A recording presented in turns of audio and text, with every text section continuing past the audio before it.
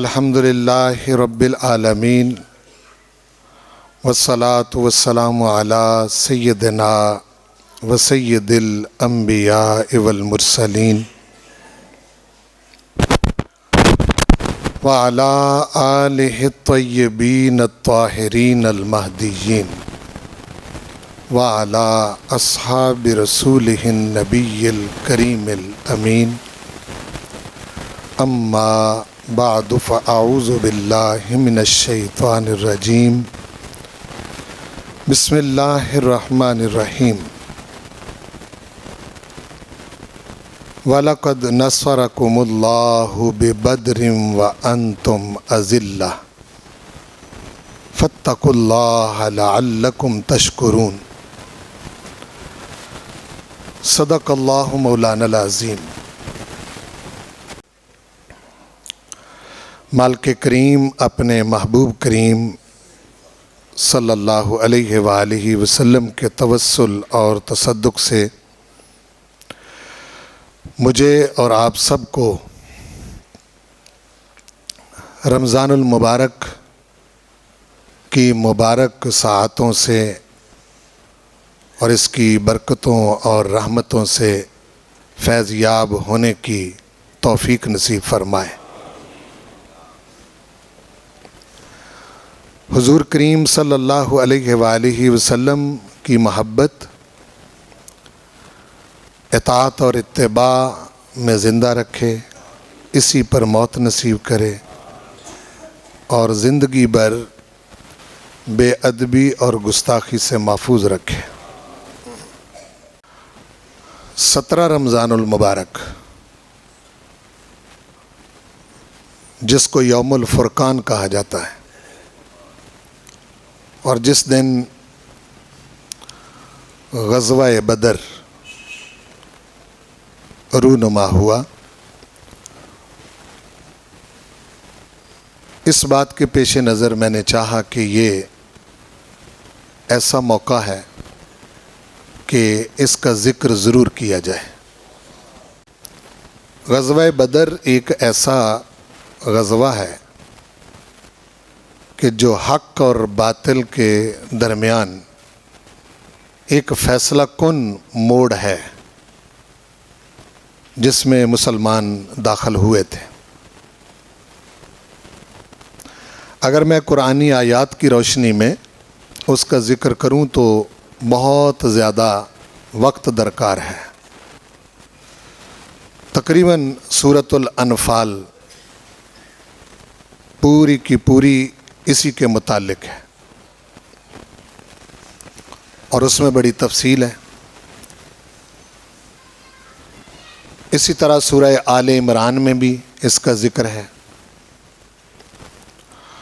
اور پروردگار نے اور بھی چند مقامات پر اس کا ذکر فرمایا ہے۔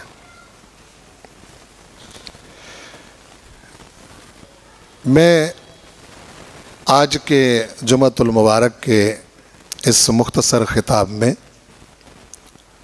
غزوہ بدر میں حضور کریم صلی اللہ علیہ وآلہ وسلم کی جو پلاننگ اور سٹریٹجی تھی، طریقہ کار، اس کے حوالے سے چند باتیں آپ کے گوش گزار کرنا چاہتا ہوں، جس سے ہمیں بہت ساری چیزوں کا پتہ چلے گا اور عقیدے کی درستگی بھی ہوگی۔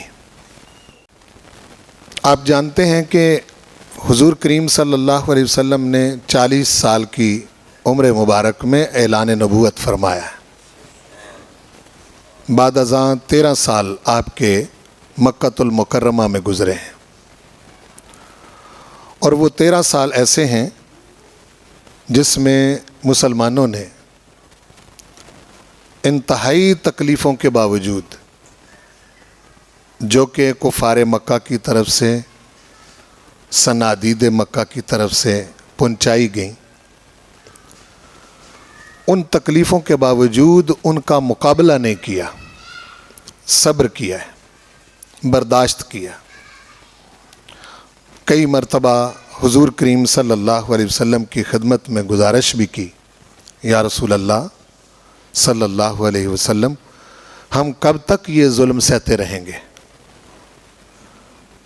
آپ نے ایک ہی بات ہر بار ان کو ارشاد فرمائی کہ میں اپنے پروردگار کے حکم کا پابند ہوں، وہ جو مجھے فرمائے گا میں اس کے مطابق چلوں گا۔ تو وہ تو سارے حضور کے پیچھے کھڑے تھے، جیسا آپ فرماتے ویسا ہی وہ کرتے تھے، لیکن بڑی تکلیفیں، اذیتیں بہت زیادہ، اس حد تک تکلیفیں کہ حضور کریم صلی اللہ علیہ وسلم نے اپنے ماننے والوں کو مکہ چھوڑنے کا حکم دے دیا کہ اجازت مل گئی اللہ کی طرف سے کہ مکہ چھوڑ جاؤ۔ اس مکہ چھوڑنے میں بھی کفار مکہ نے جو رکاوٹیں کھڑی کیں، چونکہ وہ ان کو وہیں رکھ کے مارنا چاہتے تھے، مکے سے باہر نکالنے کا ان کا کسی قسم کا کوئی پروگرام نہیں تھا کہ یہ نکل جائیں یہاں سے۔ آپ کو معلوم ہے کہ فاروق اعظم چھپ چھپا کے نہیں نکلے تھے، باقی تقریباً چھپ چھپا کے نکلے۔ فاروق اعظم نے یہی کہا تھا کہ اہل مکہ کو للکارا تھا مدینے کی طرف جاتے ہوئے، جس نے اپنی بیوی کو بیوہ کروانا ہو آؤ میرا رستہ روکو، جس نے اپنے بچوں کو یتیم کروانا ہو مجھے روکو۔ تو ہر کوئی عمر تو نہیں نا، ان کی بہادری، ان کی دلیری اپنی مثال آپ تھی۔ حضور کریم صلی اللہ علیہ وآلہ وسلم خود جس طرح سے نکلے وہ بھی آپ کے سامنے کہ آپ کے گھر کا محاصرہ کیا ہوا ہے۔ تو آپ سورہ یاسین کی آیتیں پڑھتے ہوئے وہاں سے نکلے تو وہ لوگ دیکھ نہ سکے، حالانکہ ننگی تلواریں تھیں ان کے پاس۔ جہاں یہ حضور کریم صلی اللہ علیہ وسلم کے معجزات ہیں، وہاں عملی طور پر بھی آپ کی مشکلات کا آپ اندازہ کریں کہ وہ حضور کی جان لینا چاہتے تھے، یعنی قتل کرنا چاہتے تھے۔ اس کا باقاعدہ قرآن مجید میں ذکر ہے۔ پہلے ان کی باقاعدہ میٹنگ ہوئی کفار مکہ کی کہ کیا کیا جائے۔ بعض نے کہا کہ ان کو کسی کمرے میں بند کر دو، وہیں گھٹ گھٹ کے مر جائیں۔ تو اس تجویز کا انہی میں سے رد کر دیا کہ آپ کو پتہ ہے کہ ان کو بند کرنے کا کیا مطلب ہے، آپ جتنے بھی ان کے ماننے والے ہیں ان کو اپنے خلاف کر لیں گے، اور آپ کے گھر والے اور آپ کے بچے کیسے محفوظ رہیں گے۔ ایک کہنے لگا کہ یہاں سے ان کو نکال دیا جائے۔ تو یہ بات بھی ان کے ہاں قابل قبول نہ تھی کہ حضور کو یہاں سے مکہ سے نکال دیا جائے، چونکہ وہ کہتے تھے کہ اگر یہاں سے نکال دیا تو جس قوم نے ان کو اپنے پاس پناہ دی تو تمہیں پتہ تو ہے کہ ان کی شخصیت، ان کا کلام اور ان کی گفتگو اور ان کا اخلاق کیسا ہے۔ تو جب وہ سارے ان کے دیوانے ہو جائیں گے تو وہ سب مل کے پھر تم پر حملہ آور ہو جائیں گے، پھر کیا کرو گے۔ لہذا انہوں نے یہی پروگرام بنایا کہ زیادہ لوگ قتل میں شریک ہو جائیں تاکہ پھر مل کے دیت دے دی جائے اور جواب میں کسی کو قتل نہ ہونا پڑے۔ اس وجہ سے انہوں نے پھر حضور کے گھر کا محاصرہ کیا۔ تو اس محاصرے میں سے نکل کر، اور اس کی طریقہ کار سیدنا ابوبکر صدیق نے 2 اونٹنیاں تیار کی ہوئی تھیں، پہلے سے حکم کے منتظر تھے۔ مولا علی کرم اللہ وجہ الکریم کو حضور نے اپنے بستر پر لٹایا۔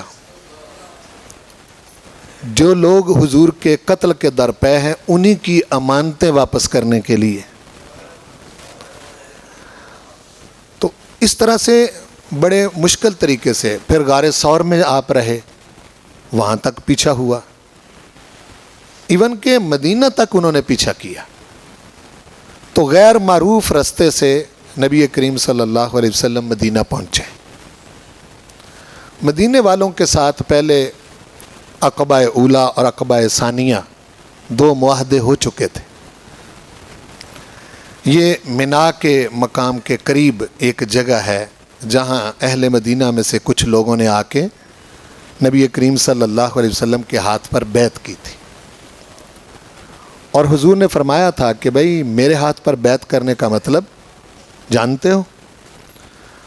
انہوں نے کہا کہ جی فرمائیں۔ آپ نے فرمایا میرے ہاتھ پر بیعت کرنے کا مطلب وقت کی طاغوتی شیطانی طاقتوں کے ساتھ نبرد آزما ہونا ہے، تمہیں بہت مخالفت کا سامنا کرنا پڑے گا، شدید مخالفت کا۔ انہوں نے کہا کہ یا رسول اللہ صلی اللہ علیہ وسلم ہم آپ کے ساتھ لڑے مریں گے۔ یہ مدینہ کے جو لوگ آئے تھے انہوں نے بیعت کی، باقاعدہ مکہ میں بیعت ہوئی پہلے، ہجرت سے پہلے، لیکن یا رسول اللہ صلی اللہ علیہ وسلم اگر اللہ پاک نے آپ کو غلبہ دے دیا، یہ بات انہوں نے کی، پھر اگر آپ کو اللہ نے غلبہ دے دیا تو پھر کیا آپ اپنے آباء و اجداد کے شہر مکہ میں اور یہاں کے جو رہنے والے لوگ ہیں ان کی محبت میں ہمیں چھوڑ کے واپس تو نہیں آ جائیں گے؟ پھر اس موقع پر حضور نے فرمایا تھا کہ نہیں، میرا تمہارے ساتھ معاہدہ ہے کہ میں تمہارے ساتھ ہمیشہ رہوں گا۔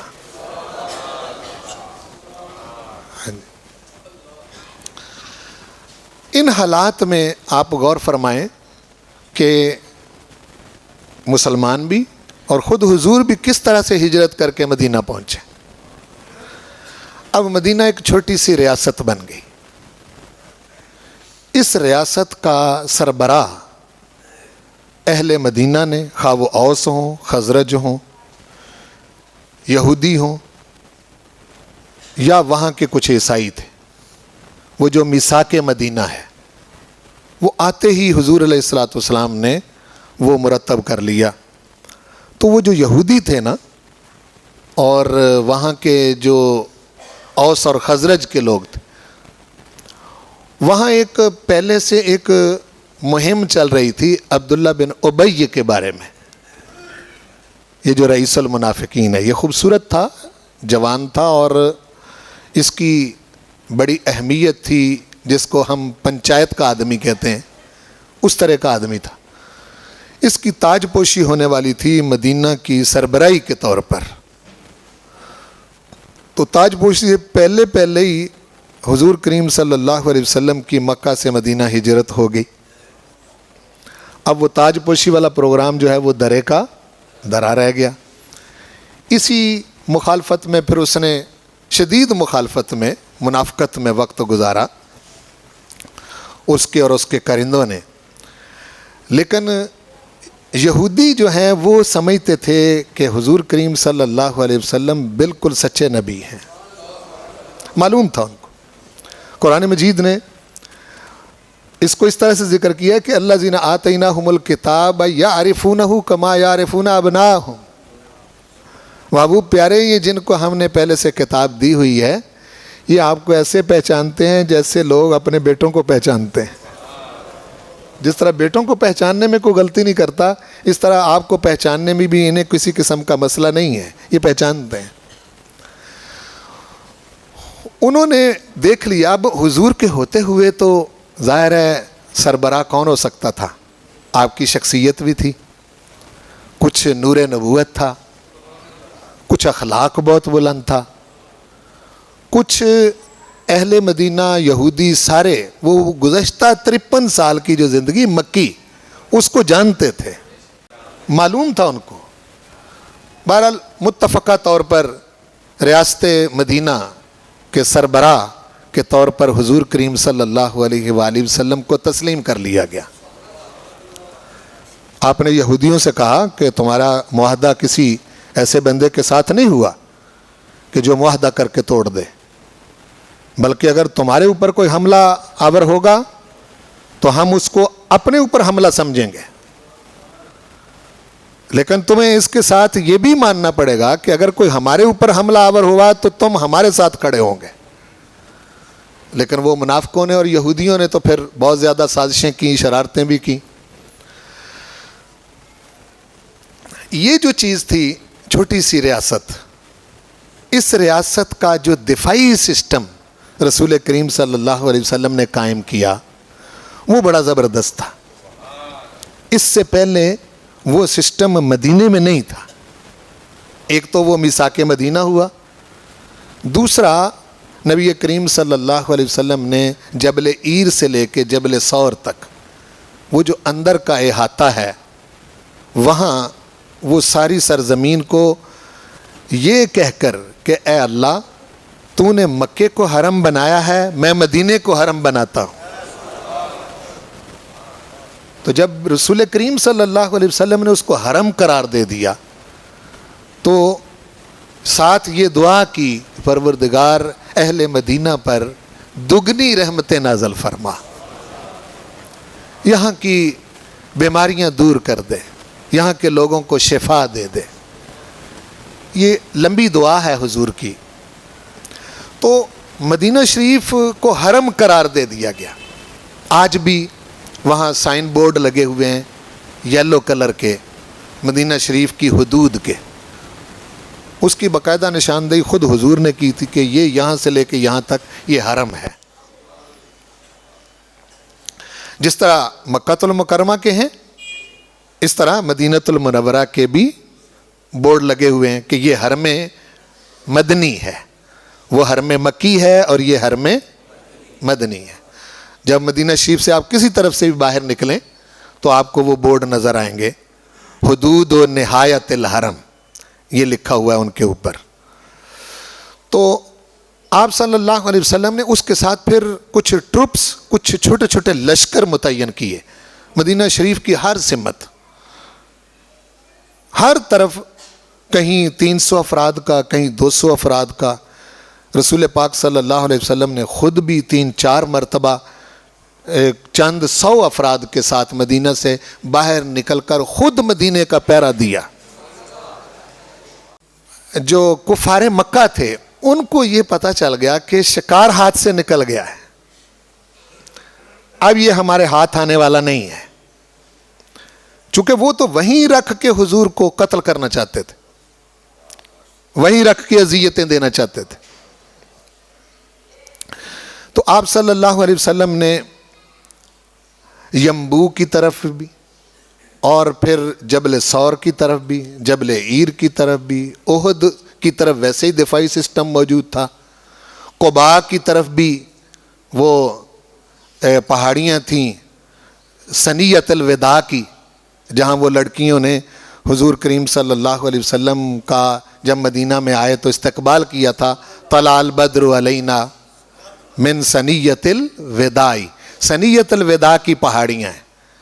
جب آپ مسجد قباء کی جو قبلے کی سمت ہے اس کے کارنر پر کھڑے ہو کے دیکھیں تو وہ جو پہاڑیاں نظر آتی ہیں انہی کو ثنیۃ الوداع کی پہاڑیاں کہتے ہیں. تو آپ صلی اللہ علیہ وآلہ وسلم نے پورے مدینے کا اتنا زبردست قسم کا دفاعی سسٹم بنا دیا کہ جو بھی باہر سے آتا اس کی اچھی طرح سے چھان پھٹک ہوتی, خوب تفتیش کی جاتی, پتہ کیا جاتا کون ہے, کدھر سے آیا ہے, کیا کر رہا ہے, ارادہ کیا ہے, کس نے بھیجا ہے. یہ باقاعدہ صحابہ تفتیش کرتے تھے. اور یہ رسول کریم صلی اللہ علیہ وسلم نے باقاعدہ دفاعی سسٹم قائم کیا. تو صاف ظاہر ہے کہ خطرہ تو بہت تھا, چونکہ ابھی تک کفار مکہ جو ہیں ان کو عقل نہیں آئی تھی اور وہ یہ سمجھ نہیں رہے تھے. ان کے نزدیک تو وہی حضرت بلال, حضرت صہیب رومی, وہ جو کمزور لوگ غلام ہیں, اور کچھ جو ہیں وہ سر بر آوردہ لوگ, حضرت ابوبکر صدیق اور حضرت عثمان غنی, اس طرح کے تھوڑے لوگ تھے, زیادہ لوگ کمزور تھے. ان کے نزدیک تو ان کے لیے وہ ایک تر لقمہ تھا کہ جب کبھی جائیں گے تو ہم اس کو نگل لیں گے.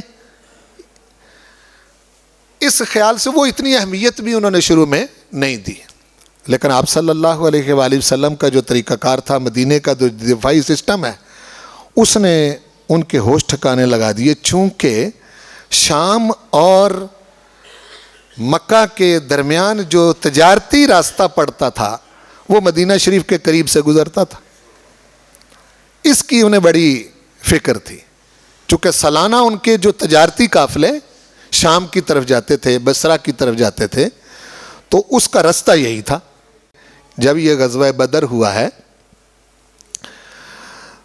اس موقع پر آپ صلی اللہ علیہ وسلم کو پتہ چل گیا، اس سے پہلے خبر مل گئی کہ ایک قافلہ ابو سفیان کی قیادت میں تجارتی قافلہ شام کی طرف جا رہا ہے، جس میں مکے کے ہر گھر کا مال ہے، اور انہوں نے یہ مال اس لیے لگایا ہے کہ اس کا جو بھی منافع آئے گا ہم اس منافع کے ساتھ رسول کریم صلی اللہ علیہ وسلم اور ان کے غلاموں کو تیس نیس کرنے کے لیے خرچ کر دیں گے۔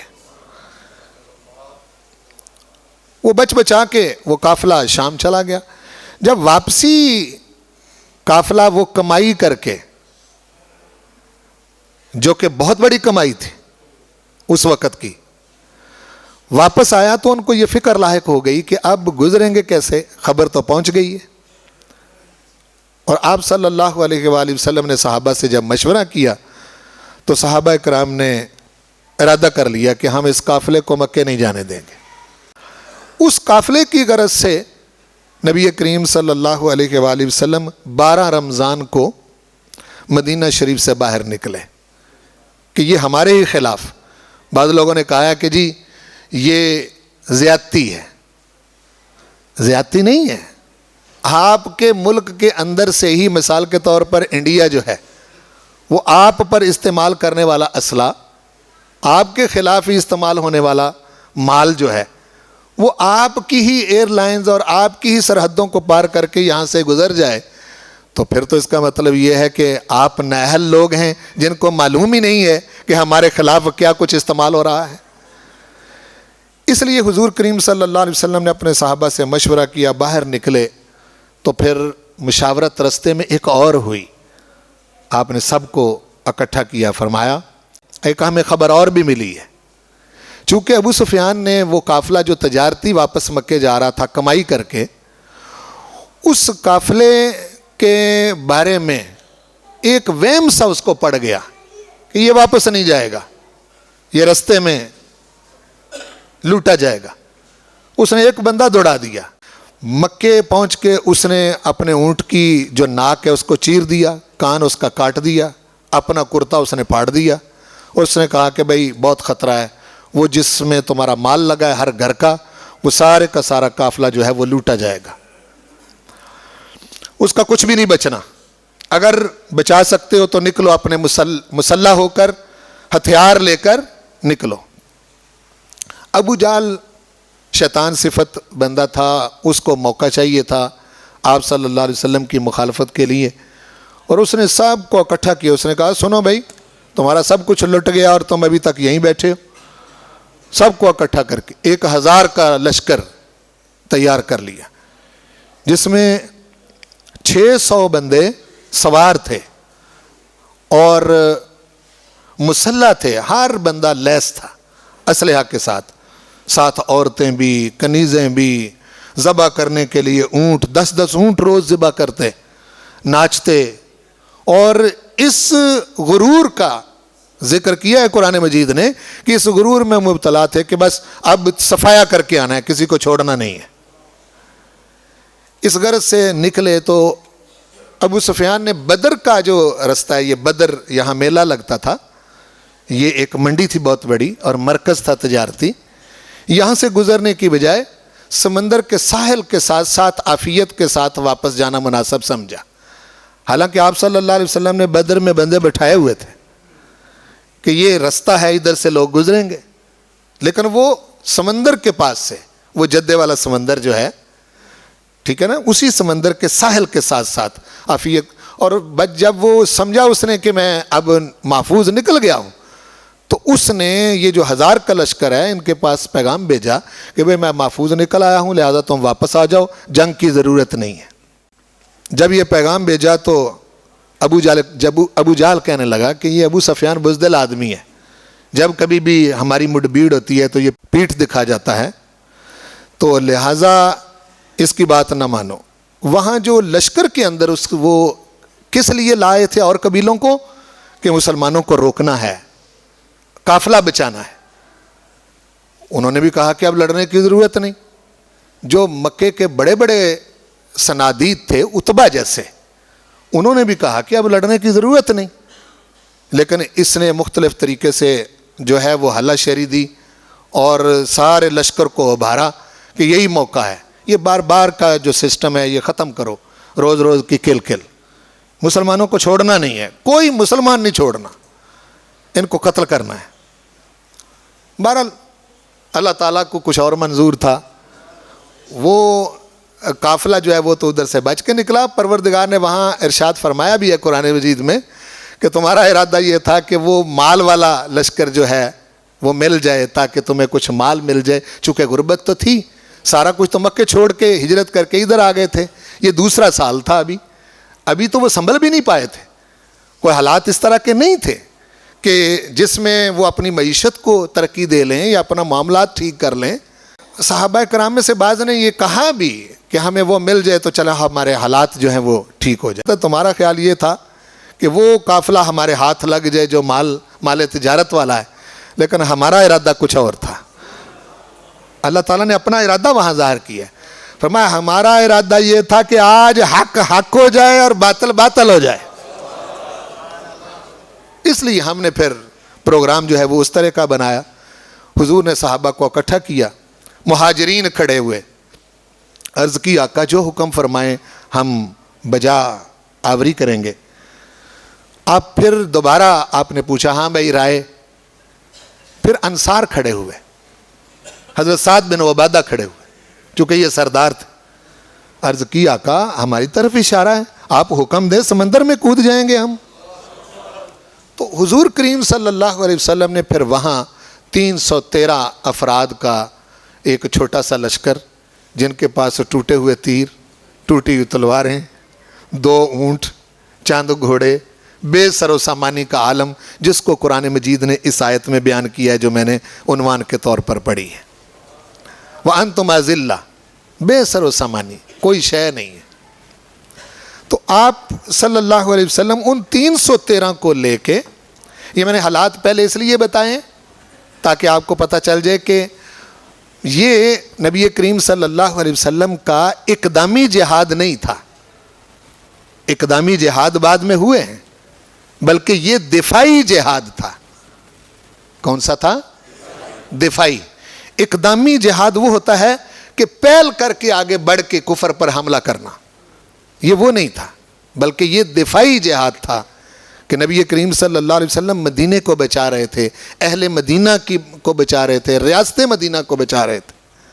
اور نبی کریم صلی اللہ علیہ وسلم نے وہ جو جمع پونجی تھوڑی سی، جو وفادار تھے اور وفا شعار تھے اور مر مٹنے والے تھے، وہ جو تیار کیے تھے، ان کو لے کے آپ نے ان کا جائزہ لیا۔ بظاہر تو کوئی تقابل نہیں بنتا، نہ سواریوں کے لحاظ سے، نہ ہتھیاروں کے لحاظ سے، نہ جنگجوؤں کے لحاظ سے، کسی لحاظ سے بھی نہیں بنتا۔ وہ تو پہلے ہی مغرور تھے، پہلے ہی انہوں نے ستایا ہوا تھا، اور ان کا تو خیال تھا کہ اب چھوڑنا ہی کسی کو نہیں۔ اب یہ 2 جماعتیں ہیں جن کا میں نے ذکر آپ کے سامنے یہاں تک کیا ہے۔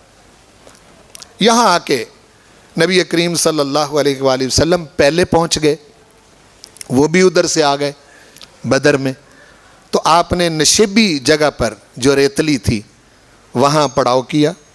تو بظاہر تو وہاں پاؤں نہیں ٹکتے تھے، لیکن پروردگار نے اپنی مدد نازل کی، اور اس کا ذکر بھی کیا قرآن میں کہ ہم نے محبوب اس رات بارش اس لیے نازل کی تاکہ ریت جم جائے اور تمہارے پاؤں ٹک جائیں، ہاں جی، جم کے تم حملہ کر سکو۔ بارش نازل کی۔ آپ صلی اللہ علیہ وسلم جنگ سے پہلے میدان جنگ میں نکلے، اپنے تیر کے ساتھ آپ نے نشان لگائے، یہاں ابو جال مارا جائے گا، یہاں عتبہ مارا جائے گا، یہاں شیبہ مارا جائے گا، یہاں فلاں مارا جائے گا، اور صحابہ دیکھ رہے ہیں، ہاں جی، اور اتنا یقین ہے حضور پر ان کو، کسی ایک نے بھی پیٹھ نہیں دکھائی۔ یہ کمال ہے، جو ساتھ آئے تھے وہ لڑنے مرنے کے لیے تیار ہو گئے تھے۔ اور نبی کریم صلی اللہ علیہ وسلم نے ارشاد فرمایا میری 2 خوبیاں ہیں، انا نبی الرحمہ و انا نبی الملحمہ، میں مہربان نبی بھی ہوں، میں جنگجو نبی بھی ہوں۔ یعنی اگر کوئی ہمیں مٹانے آئے گا تو وہ مٹ جائے گا۔ ہم مہربان بھی بہت ہیں، بڑے بڑے گناہگار، بڑے بڑے سیاکار، بڑے بڑے خطاکار، انہوں نے حضور کے پاس ہی پناہ لی تھی، جن کو کہیں پناہ نہیں ملتی تھی، ان کو پناہ بھی حضور نے ہی دی تھی۔ آپ مہربان اور رحیم اور رؤوف نبی تھے، اور دوسری طرف آپ ایسے تھے کہ یہ بھی نہیں کہ کوئی بس تر لقمہ سمجھ کے نگل جائے اور جو مرضی کر جائے، یہ اس طرح کی صورتحال نہیں تھی۔ میں وہ پوری جنگ نہیں آپ کو بتانا چاہتا، میں کچھ اور باتیں ذکر کرنا چاہتا ہوں، میں پس منظر کے طور پر یہاں تک لایا ہوں آپ کو، یہ باتیں تو آپ نے شاید پہلے بھی سنی ہوں۔ میں کچھ خاص باتیں آگے جا کے چند حوالے ذکر کرنا چاہتا ہوں جو بڑے خاص ہیں اور بہت قابل توجہ ہیں، جن کو سمجھنے کی ضرورت ہے دور حاضر میں، اس موجودہ دور کے اندر ان باتوں کو سمجھنے کی ضرورت ہے۔ مولا علی کرم اللہ وجہ الکریم اور سیدنا حمزہ بن عبد المطلب، یہ اس جنگ کے سب سے بڑے، یوں سمجھیں کہ جنگجو سپاہی مسلمانوں کی طرف سے، زیادہ بندے مولا علی کے ہاتھوں سے قتل ہوئے اور زیادہ حضرت حمزہ بن عبد المطلب کے ہاتھوں سے قتل ہوئے۔ باقیوں 70 بندے کافروں کے مارے گئے، 70 بندوں کو قید کر لیا گیا، مسلمانوں کے 14 بندے شہید ہوئے اور ایک بھی قیدی نہیں ہوا، یعنی ان کا کوئی بندہ وہ لے جا نہیں سکے۔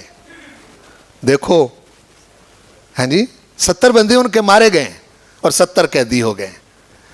نبی کریم صلی اللہ علیہ وآلہ وسلم نے، اور ان میں آپ کے چچا بھی ہیں، اچھا پھر عزیز ہیں سارے، حضرت عمر کے عزیز بھی اس میں موجود ہیں، حضرت مصعب بن عمیر کا بھائی موجود ہے، ہاں جی، یوں سمجھیں کہ وہ اپنے ہی چکو انہی میں سے آئے تھے نا، وہ کفر کی طرف تھے، یہ ایمان کی طرف تھے۔ انہوں نے برادری کا، بھائیوں کا، رشتہ داریوں کا اور قرابتوں کا خیال نہیں کیا، انہوں نے یہی دیکھا کہ حضور حضور ہیں، بس یہ تھا ان کا ایک نقطہ نظر، جس کے پیچھے انہوں نے حق کو سمجھنے کے لیے، حق کا ساتھ دینے کے لیے اور حق کے ساتھ کھڑا ہونے کے لیے رسول کریم صلی اللہ علیہ وسلم کے ساتھ کسی قسم کی قرابت کا لحاظ نہیں کیا۔ ایون کہ جب مدینہ شریف میں آئے تو صحابہ نے مشورے دیے، جس جس کا جو عزیز ہے اس کے حوالے کرو، یہ جو قیدیوں میں سے ہے اس کو قتل کر دیا جائے، ہمیں نہیں قرابتیں چاہیے اس طرح کی جس میں حضور کی دشمنی ہو، جس میں دین کی دشمنی ہو۔ قرابتوں کو انہوں نے سبوتاج کر دیا۔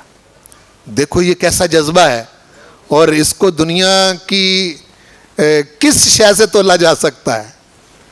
کون سی شے سے اس جذبے کو تولا جا سکتا ہے؟ جو حضور کے پیچھے کھڑے تھے۔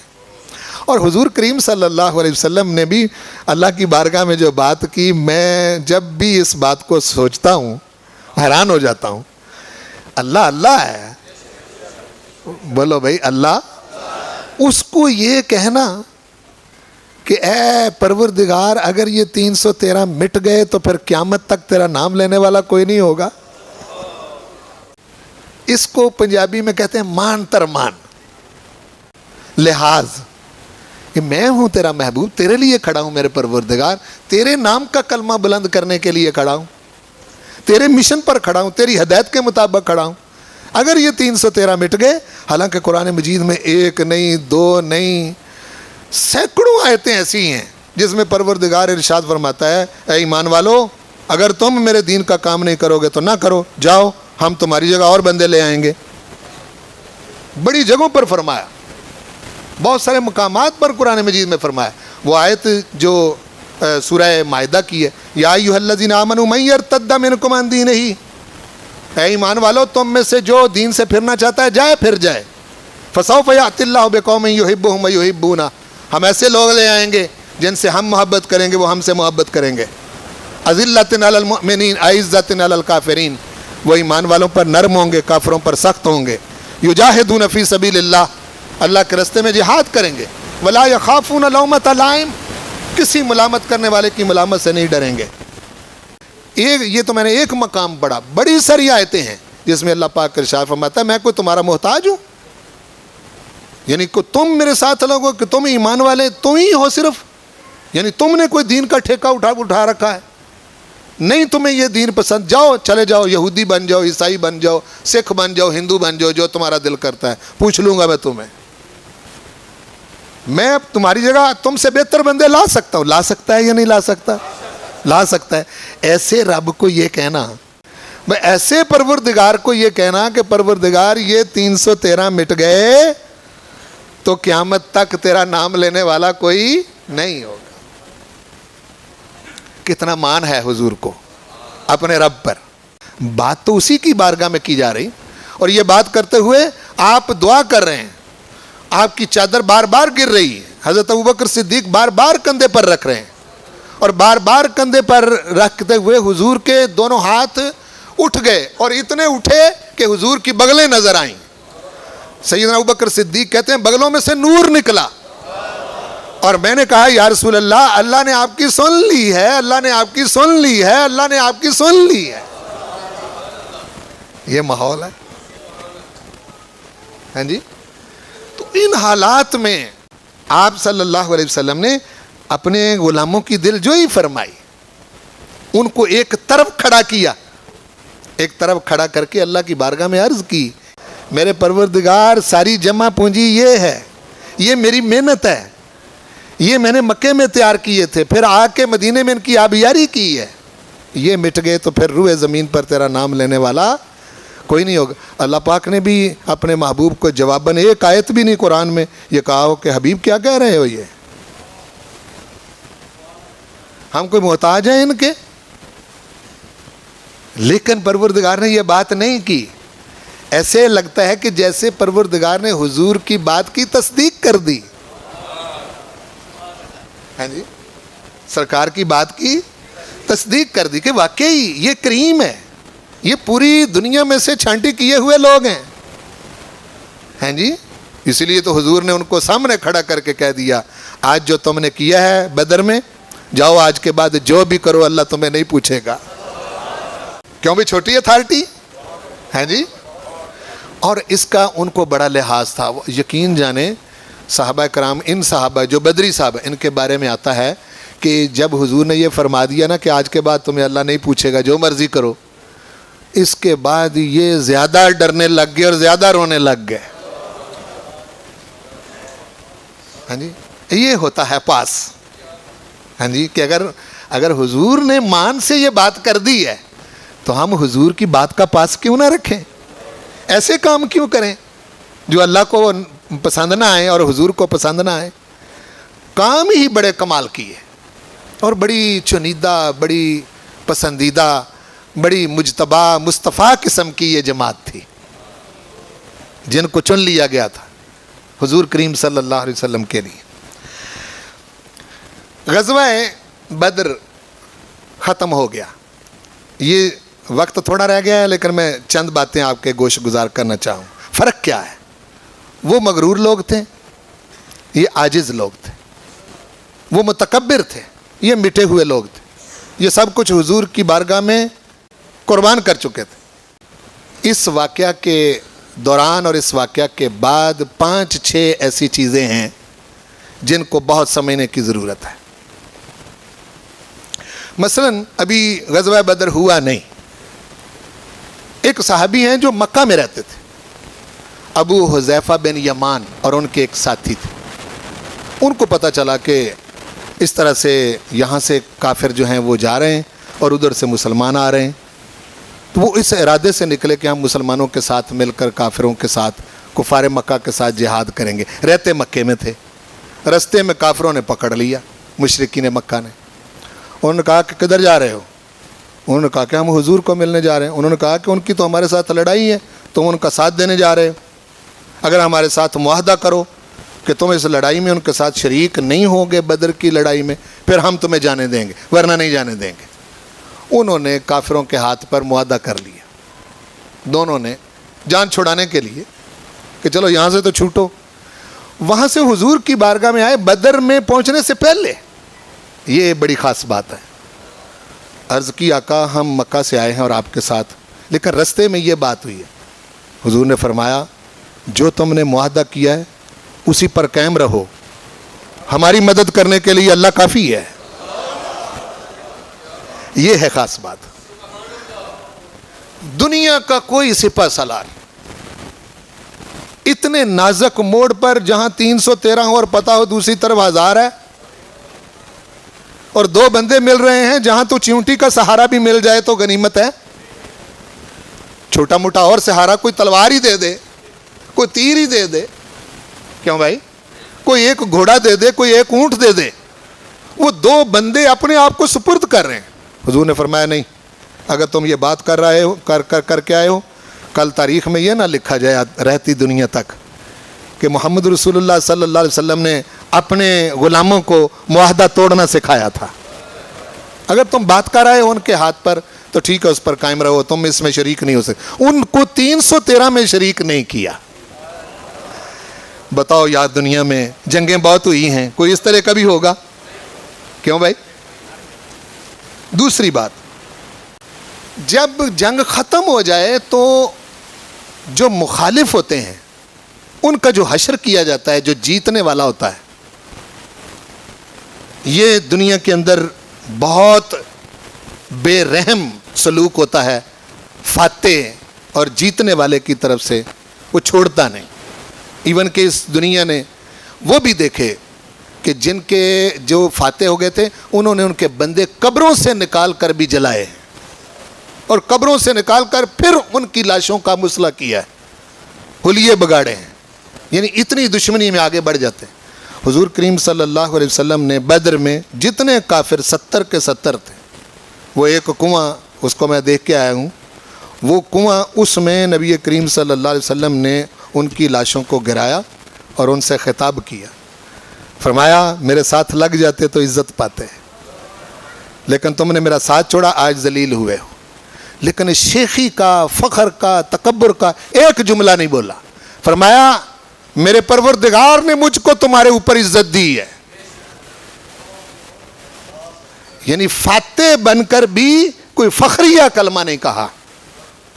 یہ نبی کریم صلی اللہ علیہ وآلہ وسلم کا ایک خاصہ ہے اور کمال ہے. تیسری بات، جنگی قیدیوں کے ساتھ حسن سلوک پوری دنیا میں پڑھیں، آپ جنگوں کے حالات پڑھیں، جنگی قیدیوں کے ساتھ جو حسن سلوک کیا جاتا ہے وہ بڑا بے رحمانہ سلوک ہوتا ہے. یہ ابھی تھوڑی دیر پہلے انگریزوں نے جیلیں بنائی تھیں جنگی قیدیوں کی، اور وہاں کیا کچھ ان کے ساتھ کیا. ابھی بھی جو کچھ وہ کرتے ہیں، اب بھی جو کچھ مخالفوں کے ہاتھ آ جاتا ہے وہ چھوڑتے نہیں، بہت زیادتی کرتے ہیں، بہت ہی ہر قسم کا ٹارچر کرتے ہیں، اخلاقی بھی، ذہنی بھی، جسمانی بھی. نبی کریم صلی اللہ علیہ وسلم نے وہ جو 70 بندے قید کر کے مدینے میں لائے تھے ان کو اپنے صحابہ کے درمیان بانٹ دیا. فرمایا جو خود کھاؤ ان کو کھلاؤ، جو خود پہنو ان کو پہناؤ، اور اگر تمہارے پاس برابر کا نہ ہو تو تم خود تھوڑا کھا لو، ان کو زیادہ کھلاؤ، تم ادنا کھا لو، ان کو اچھا کھلاؤ. ابو عزیر جو حضرت مصعب بن عمیر کے بھائی تھے، یہ قیدیوں میں آئے تھے، وہ کہتے تھے کہ میں حیران ہو گیا تھا اور مجھے شرم آتی تھی، جن انصاریوں کے پاس میں قید تھا وہ خود کھجوریں کھا لیتے تھے اور مجھے اچھا کھانا کھلاتے تھے. نبی کریم صلی اللہ علیہ وسلم نے بعضوں کو مسجد نبوی کے ستونوں کے ساتھ بندھوا دیا. رات کو کراہنے کی آواز سنی، گھر سے باہر نکلے. فرمایا میں دیکھ رہا ہوں کہ ان کی رسیاں ذرا ٹائٹ ہیں، تکلیف میں ہیں، صحابہ ان کی رسیاں ڈھیلی کر دو، میں ان کے کراہنے کی آواز نہیں سن سکتا. ایسا سلوک بھی کائنات کا کوئی فاتح کرتا ہے؟ بولو بھائی. جی ایک ہی ہیں. وہ حضور کریم صلی اللہ علیہ وسلم نے خود بھی کیا اور اپنے غلاموں کو بھی سکھایا. حضرت عباس یہ بھی قیدیوں میں تھے، حضور کے چچا تھے، اور ان کا قد لمبا تھا، کرتا پورا نہیں آتا تھا. تو عبداللہ بن ابی اس کا قد ان کے برابر تھا، اس سے کرتا لے کے ان کو پہنایا. اور جب وہ فوت ہوا عبداللہ بن ابی تو وہ کہہ کے گیا تھا کہ مجھے حضور کے کرتے میں دفن کرنا. اور جس دن وہ مرا، منافق تھا، اس دن حضور نے 2 قمیضیں پہنی ہوئی تھی. حضور نے اوپر والی قمیض اتار کے دی تو بیٹا کہنے لگا نہیں، میرے ابا جی کی وصیت تھی وہ جو حضور کے جسم کے ساتھ لگی ہوئی ہے. پھر آپ نے نیچے والی قمیض دی تو حضرت عمر بن خطاب عرض کرنے لگے یا رسول اللہ منافق ہے، اس کو آپ اپنی قمیض دے رہے ہیں؟ حضور نے فرمایا اس کے منافقت کی وجہ سے میری قمیض اس کو فائدہ نہیں دے گی، لیکن تم میری قمیض کا فائدہ دیکھ لو گے۔ جب حضور کی قمیض میں اس کو دفن کیا گیا، کفن دیا گیا، تو اس کا اپنا قبیلہ یہ سوچ کر مسلمان ہو گیا، اور مر کے جو نبی کا سہارا ڈھونڈنا ہے تو زندگی میں حضور کے ساتھ کیوں نہیں لگ جاتے؟